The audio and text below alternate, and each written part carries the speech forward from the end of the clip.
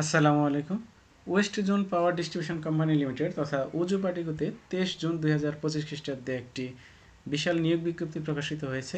এখানে উপসহকারী প্রকৌশলী বা সাব স্টেশন ইঞ্জিনিয়ার এবং সহকারী প্রকৌশলী বা স্টেশন ইঞ্জিনিয়ার পদের পাশাপাশি অন্যান্য পদেও এই নিয়োগ বিজ্ঞপ্তিটি প্রকাশিত হয়েছে। আপনারা জানেন উজু পাটিকো এটি বিদ্যুৎ বিতরণ কাজে নিয়োজিত একটি প্রতিষ্ঠান। বাংলাদেশে মোট 6টি বিদ্যুৎ বিতরণকারী প্রতিষ্ঠান রয়েছে, তার মধ্যে একটি হচ্ছে উজু পাটিকো। এই নিয়োগ বিজ্ঞপ্তির বিস্তারিত দেখতে এই ভিডিওর সাথে থাকার জন্যই অনুরোধ করা হলো।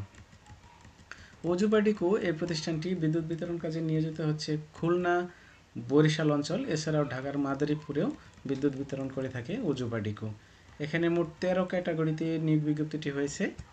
অ্যাসিস্ট্যান্ট টিচার প্রাইমারি 13 নম্বর থেকে দেখাচ্ছি। আমি আপনাদের উপসহকারী প্রকৌশলী, সহকারী প্রকৌশলী বিস্তারিত দেখাবো এবং অন্যগুলো পদের নাম বলে যাচ্ছি, আপনারা একটু শিক্ষাগত যোগ্যতা এবং অন্যান্য বিষয় দেখে নিন। জুনিয়র টিচার হাই স্কুলের জন্য, security inspector, personal assistant, junior assistant manager accounts finance, junior assistant manager HR. 7 নম্বরটা লক্ষ্য করেন, এখানে রয়েছে সাব স্টেশন ইঞ্জিনিয়ার, আমাদের যে ডিপ্লোমা প্রকৌশলীদের জন্য যে পদটি। সাব স্টেশন ইঞ্জিনিয়ার বা উপসহকারী প্রকৌশলী, এর পূর্বে আমরা দেখেছি ওয়েস্ট জোনের ক্ষেত্রে sub station engineer, station engineer পরীক্ষাটি হয়েছে কুয়েটে, খুলনাতে।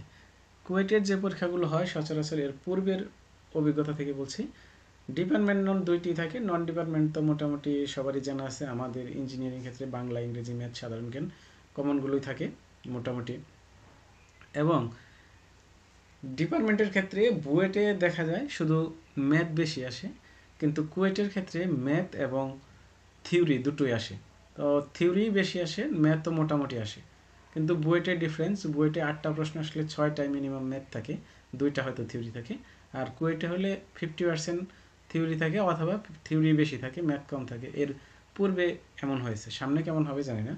সাব স্টেশন ইঞ্জিনিয়ারের ক্ষেত্রে থিওরি এবং ম্যাথের জন্য যে বইগুলো আমি আপনাদেরকে পড়তে বলবো, এগুলো থেকে পড়লে যে কমন থাকবে তা না, তবে এগুলো থেকে পড়লে কমন থাকার সম্ভাবনা রয়েছে। যদি মূল বই পড়েন থিওরির জন্য সাব স্টেশন ইঞ্জিনিয়ারে, তাহলে switch gear and protection, generation of electrical energy, measurement 1-2, TD1-2, AC machine এবং ডিসি মেশিন, এই বইগুলো পড়তে পারেন। এখান থেকেই থিওরি আসার সম্ভাবনা সব থেকে বেশি, এবং অন্যান্য পরীক্ষায় লক্ষ্য করি যে থিওরিগুলো আসে এই বইগুলো থেকেই বেশি আসে।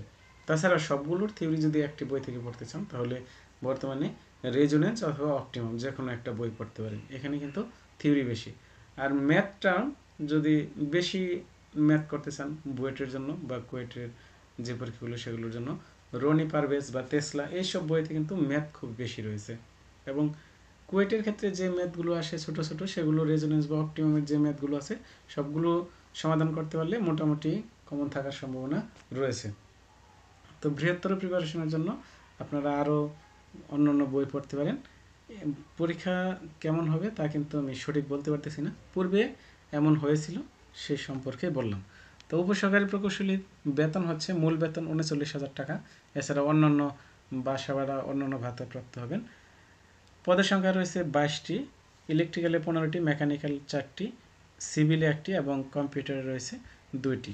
শিক্ষাগত যোগ্যতা ডিপ্লোমা ইঞ্জিনিয়ারিং করা থাকতে হবে সরকার অনুমোদিত যে কোনো ইনস্টিটিউট হতে, ইলেকট্রিক্যাল, মেকানিক্যাল, পাওয়ার, সিভিল, কম্পিউটার টেকনোলজি যে কোনো বিষয় থেকে। এবং পয়েন্ট লাগবে জিপিএ 5 স্কেলে ন্যূনতম 3.5, অর্থাৎ এসএসসিতে, এবং ডিপ্লোমাতে লাগবে ন্যূনতম 2.5। এবং সহকারী প্রকৌশলী পদ রয়েছে 4 নম্বর ক্রমিকে 35টি, ইলেকট্রিক্যাল 20টি, মেকানিক্যাল 5টি, সিভিল 3টি এবং সিএসসি রয়েছে 7টি। পে স্কেল হচ্ছে 51,000 টাকা। এই সংশ্লিষ্ট ডিপার্টমেন্টগুলো থেকে বিএসসি ইঞ্জিনিয়ারিং করা থাকতে হবে। এছাড়াও অন্যান্য যে পদের নিয়োগ বিজ্ঞপ্তি প্রকাশিত হয়েছিল, ডেপুটি ম্যানেজার, ম্যানেজার এবং ম্যানেজার এইচআর, এগুলো আপনারা একটু দেখে নিন। শর্তাবলীগুলো লক্ষ্য করুন যে আবেদনের জন্য কী কী শর্তাবলী রয়েছে। শর্তাবলীগুলো লক্ষ্য করুন। এই আবেদন করতে হবে অনলাইনে গিয়ে, অনলাইনে এই ওয়েবসাইটে গিয়ে আবেদন করতে হবে। যা যা লাগবে, স্ক্যান ভোটার আইডি, ছবি, স্বাক্ষর, শিক্ষাগত যোগ্যতা এবং অভিজ্ঞতার সার্টিফিকেট, ট্রান্সক্রিপ্ট, এগুলো লাগবে। আবেদনের জন্য ফি পেমেন্ট করতে হবে